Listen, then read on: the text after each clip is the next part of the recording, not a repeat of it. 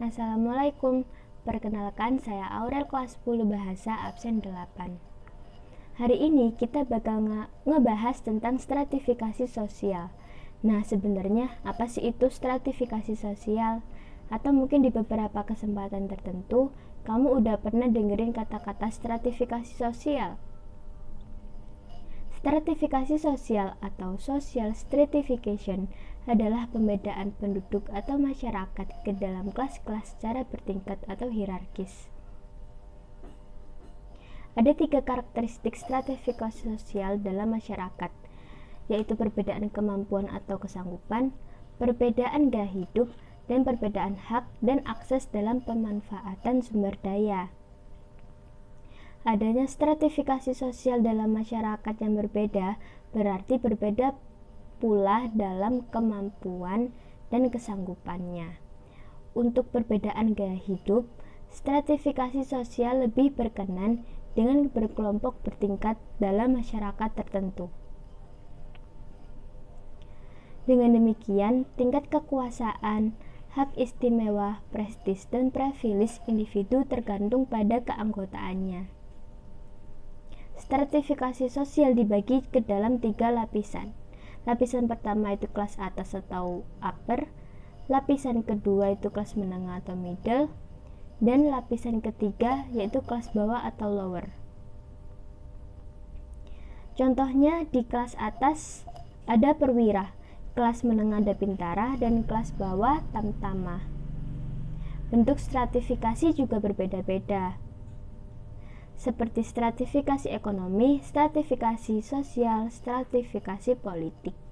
Stratifikasi sosial terjadi karena setiap masyarakat mempunyai sesuatu yang dipandang lebih atau paling dihargai. Hal tersebut pastinya akan menimbulkan lapisan-lapisan dalam masyarakat. Sesuatu yang dipandang perlu tersebut diantaranya berupa kekayaan, kekuasaan, keturunan, dan penguasaan ilmu pengetahuan dan teknologi.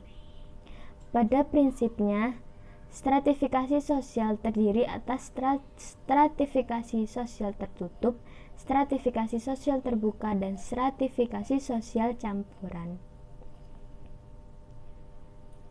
Stratifikasi sosial tertutup adalah stratifikasi di mana anggota dari setiap strata sulit mengadakan mobilitas vertikal.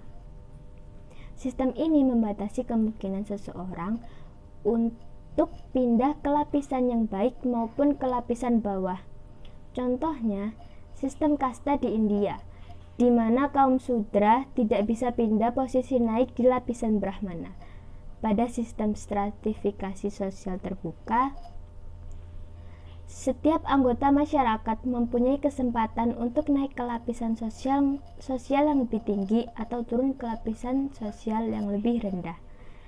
Contohnya, seorang yang miskin bisa menjadi kaya karena usahanya keras. Sedangkan stratifikasi sosial campuran merupakan kombinasi antara stratifikasi sosial tertutup dan stratifikasi sosial terbuka. Fungsi stratifikasi sosial antara lain untuk penempatan individu dalam tempat-tempat yang tersedia dan mendorongnya agar bergerak sesuai fungsinya. Unsur-unsur stratifikasi sosial adalah kedudukan atau status dan peranan atau role. Status seseorang dapat dilihat dari aspek statis dan aspek dinamis. Aspek statis yaitu derajat seseorang yang dapat dibedakan dengan derajat atau individu lainnya. Sedangkan aspek dinamis yaitu kedudukan seseorang yang berhubungan erat dengan peranan sosial tertentu. Ada juga 2 macam status berdasarkan cara memperolehnya. Satu yaitu status yang diperoleh dengan sendirinya atau script status. Status ini terdiri atas keluarga, jenis kelamin, usia, anggota keluarga, dan kelahiran. 2. Status yang diperjuangkan atau achieve status. Unsur stratifikasi lainnya adalah peran atau role. Pada batas-batas tertentu, perbuatan seseorang individu dapat diramalkan, sehingga yang bersangkutan dapat menyesuaikan perilakunya dengan orang-orang sekelompoknya. Pengaruh stratifikasi sosial diantaranya 1.